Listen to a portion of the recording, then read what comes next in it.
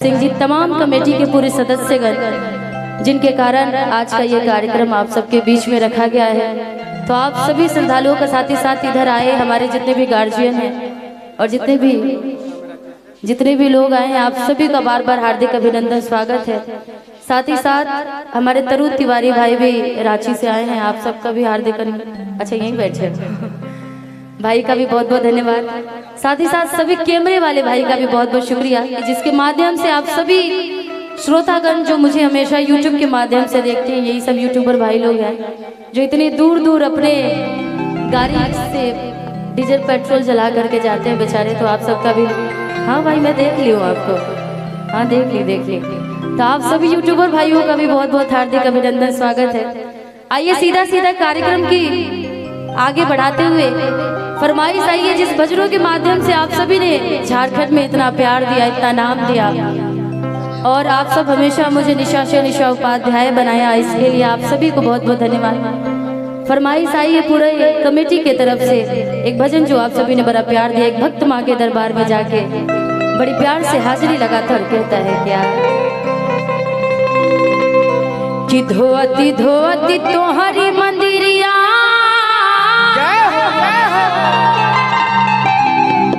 कि हाथमा खियाइले होवा कि धोती धोती तोहरी मंदिरिया कि हाथमा खियाइले होवा कि तब नाही काहे मैया कि दया तोहराइले होवा कि तब नाही काहे मैया। भक्त बड़ी प्यार से मैया से हाजिरी लगाता है और कहता है 1 2 3 4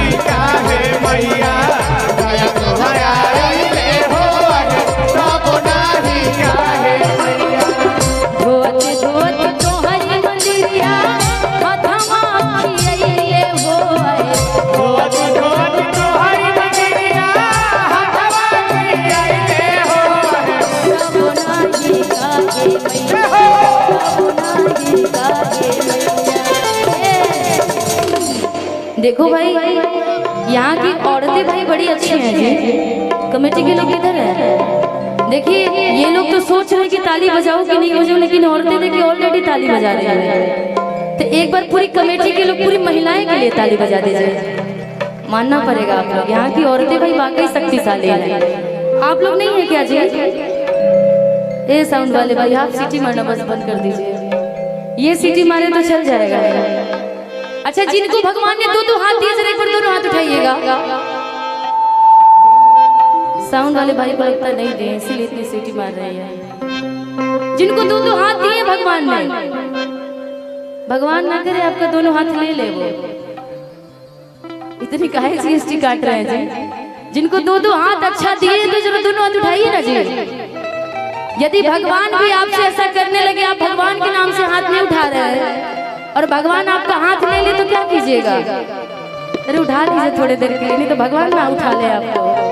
बोलिए सच्चे दरबार की जय, माँ के प्यार की जय, अपनी अपनी माता पिता की जय। और एक बार जरा हाथ उठा के मेरे साथ ताली बजाइएगा सभी लोग थोड़ी देर के लिए। कैमरे वाले भाई मेरा तो फोटो हमेशा लेते हैं, थोड़ा सा कैमरा इधर कर दो।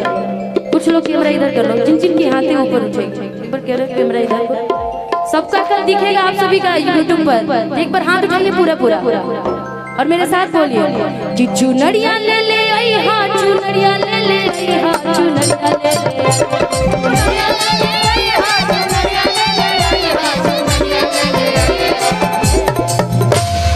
ऐसे चुनरी आता है जी यहाँ पर। कैसे चुनरी लाते हैं? ऐसे ऐसे ना, देखिए बताएं, मैं बता रही हूँ। इधर एक नया चुनरी देना भाई, कोई भी दे दो इधर कमेटी की तरफ से।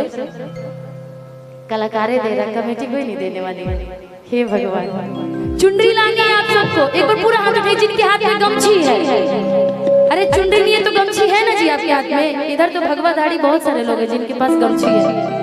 ये गमछी वाले भैया थोड़ा गमछी ऐसे लीजिए ना। एक बार गमछी अपने हाथ में ले लीजिए पूरा पूरा और गमछी को हिलाना है। कैसे गमछी हिलाएंगे?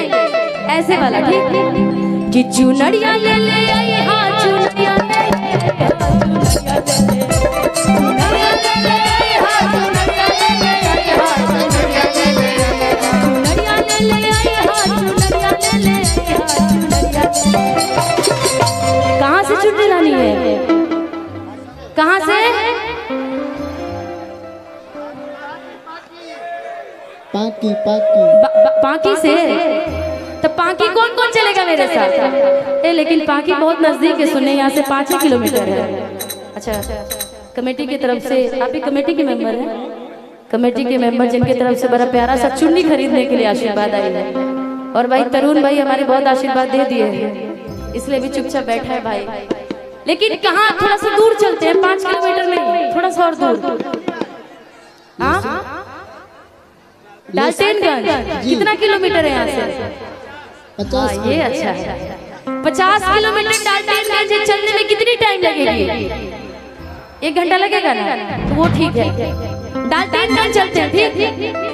ये ज्यादा होगा तो गढ़वा भी चल सकते, गढ़देवी भैया मंदिर, वहां से भी चुन्नी ला सकते हैं ना। तो जिनके हाथ में गमछे पर फिर से लीजिएगा।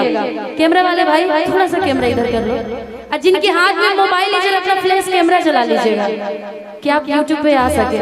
इधर करो कैमरा भाई, हाँ यूट्यूब वाले भाई इधर करो सभी लोग। हाँ, एक बार हाथ उठाइए पूरा पूरा आप सब और गमछे हिला करके कि चुनरिया ले ले आई हाँ, चुनरिया ले ले आई हाँ, चुनरिया ले ले, चुनरिया ले ले आई हाँ, चुनरिया ले ले आई हाँ, चुनरिया ले ले। डाल्टनगंज से सैया चुनरिया ले ले आई।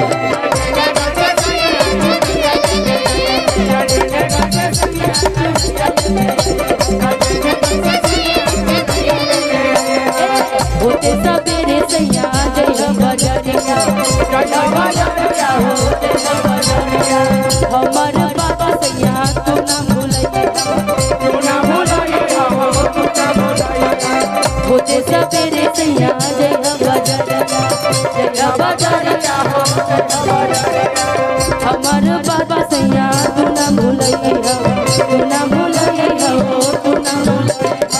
होते सवेरे घरे आई है मैयरिया चुनरिया ले ले, होते सवेरे घरे आई है मैयरिया चुनरिया ले ले। अब पाकी से सैया चुनरिया ले ले आई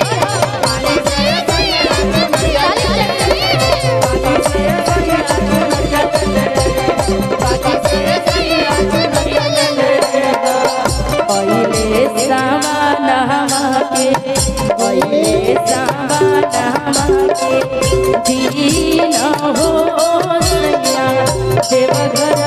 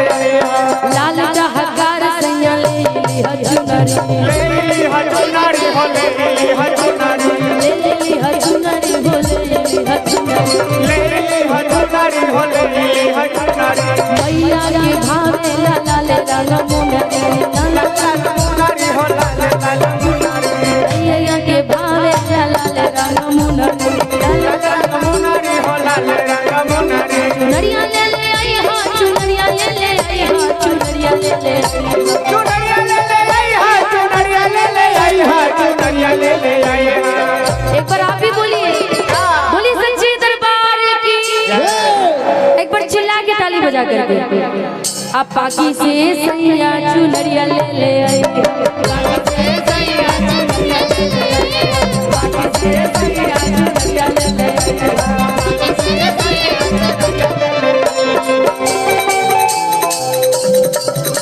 ले लो यही ले रहे थे। साउंड वाले में थोड़ा सा ध्यान दे दीजिए आप, थोड़ा बहुत ज्यादा सीटी मार रहा है साउंड, थोड़ा सा किया वाला कमला किया वो ये एनर्जी है लेवल इसका भी किया वाला कमला किया वो लेवल लेकिन ताली वाली स्टाइल में, जैसे इधर से बिरहा ढोलक बजेगा ना वैसे ताली बजाइए आप लोग। सुने हैं कि बड़ा संगीत में ये जगह है, आप लोग संगीत को अच्छा से सुनते हैं तो थोड़ी ताली भी उसी हिसाब से बजाइए। किया वाला कमला किया वो कि महुआ लगवला काहे ना लगवला ए पिया हो कि काहे ना लगवला ए राजा कि काहे ना लगवला ए पिया हो अनिमिया के गाँव निमिया के तब ताली बजा करके किया वाला कमला किया अरे वाला कमला किया अरे वाला कमला किया अरे वाला कमला किया काहे ना लगवला किया काहे ना लगवला किया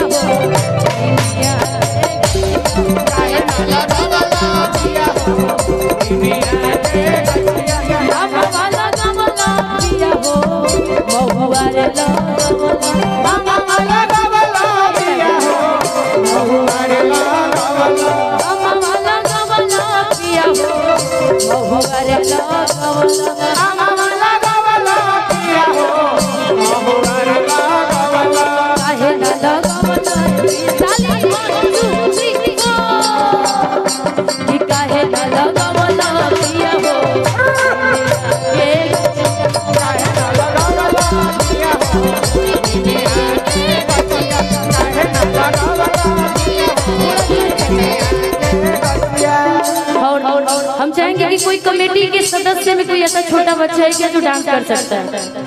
यहाँ के कोई छोटा बच्चा है? हाँ बच्चा, छोटा बच्चा चाहिए, बच्चा के पिताजी नहीं चाहिए, तो कृपया कर इस बात पर ध्यान दीजिएगा। जो शर्माता ना हो भाई आपके यहाँ है भैया तबला बच्चे के उठाइएगा। बच्चे के बाबूजी दिख रहे हैं, दादाजी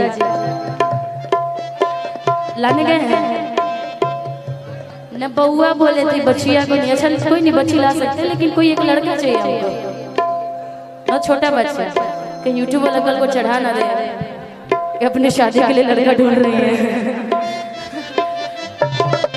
एक लड़का चाहिए भाई, रुक जा रुक जा रुक जा, कोई नहीं है छोटा लड़का नहीं है जी। एक चीज तो है वाकई आपके यहाँ की महिलाएं बहुत पावरफुल हैं भाई। अभी भी हमने किसी और को बुलाए, देखिए छोटी बच्ची हमारे बीच में आ गई है।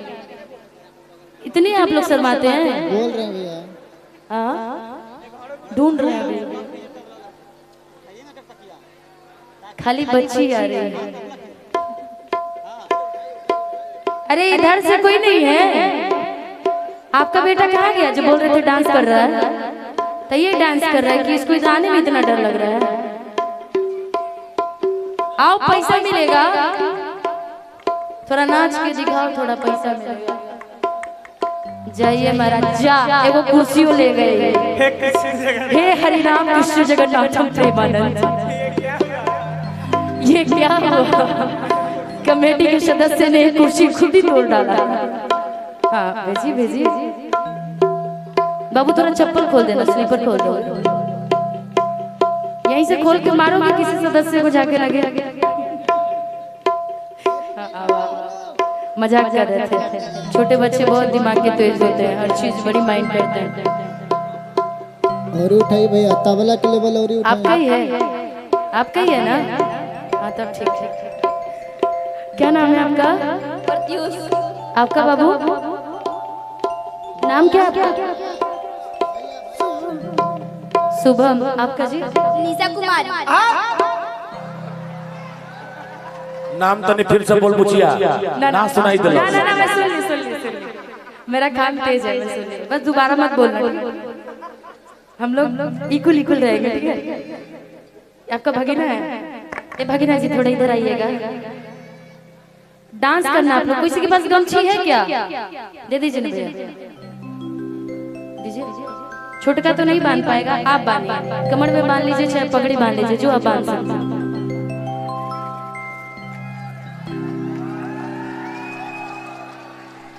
ताली तो बनती है आपके गांव के बच्चे के लिए भाई।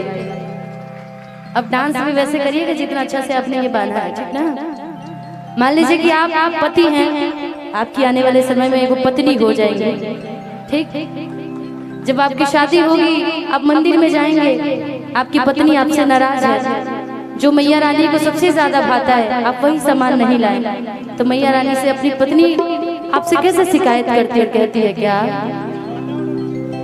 कि अम्मा वाला कमला पिया हो। जय हो जय हो। याद भी है गाना? याद भी है गाना? साथ बोल रहे हैं। अच्छा साथ बोल रहे हैं हम साथ साथ हैं। कि अम्मा वाला कमला पिया हो, अम्मा हुआ महुआ लगौला गायन लगौला ए पिया हो निमिया के गछिया। आपको भी याद है पूरा? यही सेम वर्ड आप बोलिए तो। अम्मा लगा अमवा लगैले पिया हो महुआ लगैले में आ गए हैं आप। लगैला में रिस्पेक्ट वाला वर्ड है बस भाई। अच्छा पहले से सोच रहे मेरी पत्नी आएगी तो रिस्पेक्ट से बोलेगी कि अम्मा लगैला। यार हमें, हे भगवान मैं भी मिस्टेक कर रही हूँ। क्या बोलते उसको? लगौला। सॉरी बाई मिस्टेक। यूट्यूब वाले भाई काट दे रहे हैं यहाँ पे। अब क्या करें, बच्चे जैसे बोल रहे, मेरे भी दिमाग में वही चल रहा है कि अम्मा वाला गमला पिया हो। भैया तबला के लिए बोल। अम्मा हुआ लो गमला काहे ना लो गमला ए राजा। अरे मेरे तरफ नहीं देखना, इधर देखना है।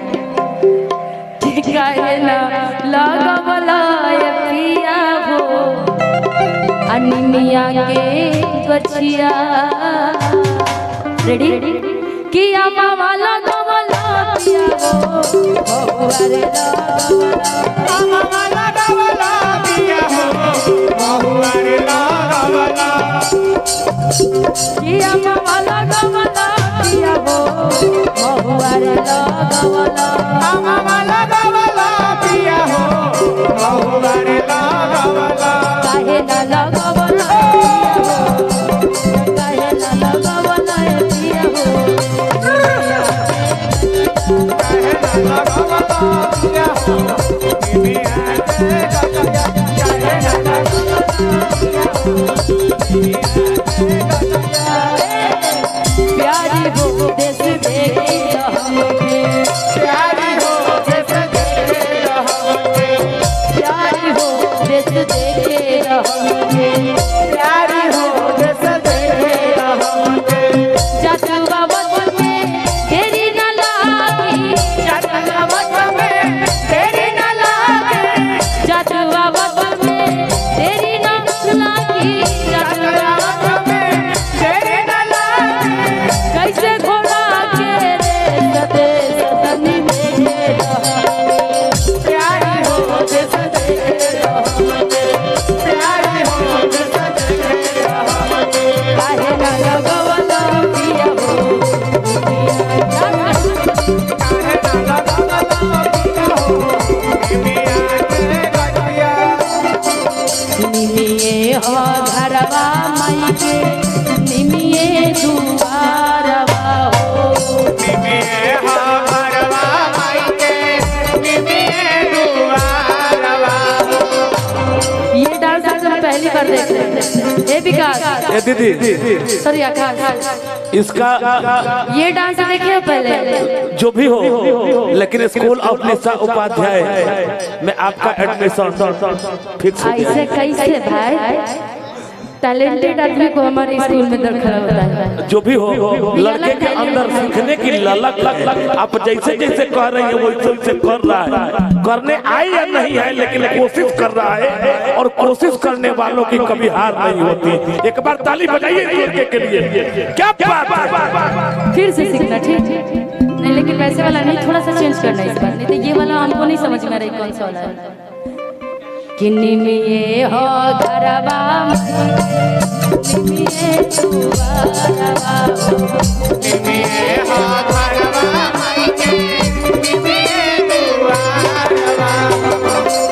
अरे करो निमिये हो घरवा निमिये दुआरवा हो निमिये हो घरवा माई के निमिये दुआरवा भावे नहीं कबहू माई के पगड़ी पिपारवा हो भावे नाही कबहू माई के पगड़ी पिपारवा ये सिखाने आए हो।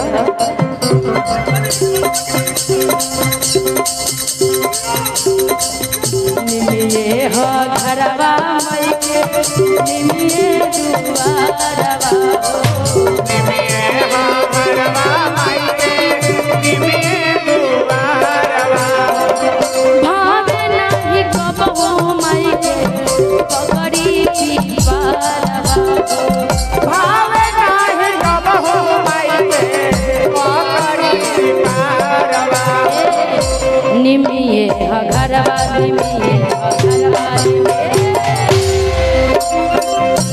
किसरे वाला गवला पिया हो निमुआर लगवला सेव लगवला पिया हो निमुआ लगवला से वाला गवला पिया हो निमुआर लगवला सेव लगवला पिया हो निमुआ लगवला काहे न लगवला पिया हो काहे न लगवला पिया हो निमिया के गछिया काहे न लगवला पिया हो निमिया के गछिया काहे न लगवला पिया हो पागल कहेला नार लगवा पागल कहेला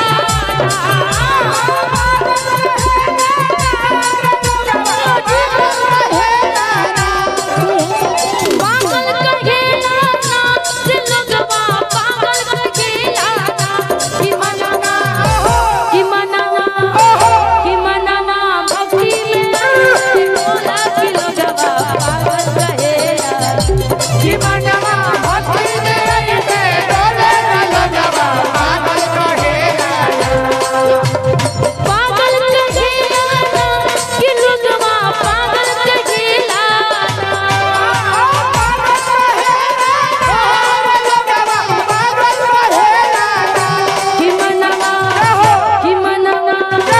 कि मनवा भक्ति में ऐसे बोला कि लगवा पागल कहेला कि मनवा भक्ति में ऐसे डोले न लगवा पागल कहेला लगवला पिया हो पिया के गजया काहे न लगवला पिया हो पिया के गजया लाइट वाले भाई से अनुरोध है कि इस ए लाइट निशा दीदी, हमारा तो लागत रहे कि चलत रहे मीठा मीठा हमारा लागत रहे कि लड़का समझदार बा, वाईटी रखिएगा सिखा दे हम तो समझ जाई, लेकिन अब लागत है कि रिमोट वाला खिलौना बा, जितना देर सिखावल जाई उतने देर सीखी, अब जब सही रिमोट सामने से हट ओइ जे खड़ा हो जाई। ऐ देखा है बुचुनिया के चलत रहे तनी मनी दीदी खाली इशारा दे तड़ी तो एकदम स्प्रिंग लेकर घूम जाती है। अब तू बड़ा कि जो सही निशा दीदी होने घूमत है तो वहां है घूम जाता है। ऐसा थोड़े होता है। भक्ति के रंग मन से मलन माई के ध्यान कर ले भोलेनाथ तारा पर सहाय हो जाए। आ कुछ ना तो मृदंग वाला एकदम कथकली डांस एक हाथ कपार पर एक हाथ डांड पर अपने होके लगी तनी कैसे दीदी का बता तनी फिर से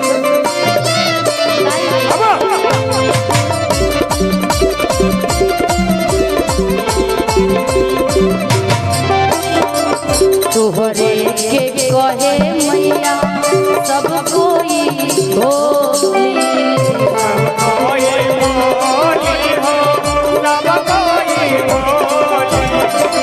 तोहरे के कहे मैया सब कोई होली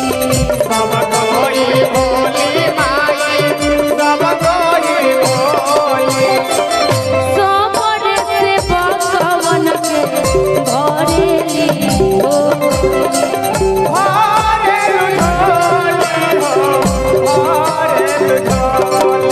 तोहरे के कहे मैया सब कोई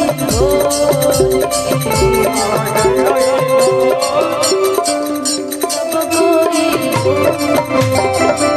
समरे से भगवान के भरेली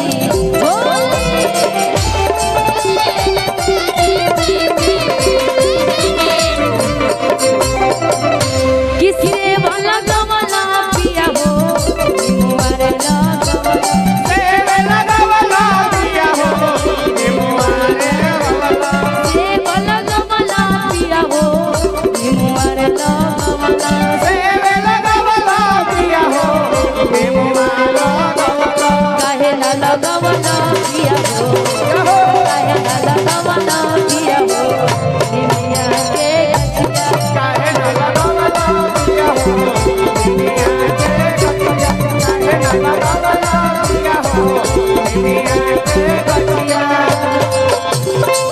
चारी मैया लावेली झूलू भाई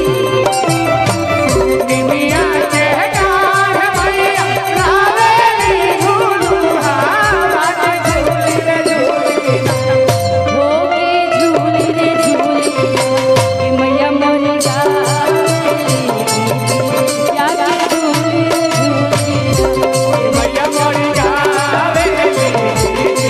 या झूली रे झूली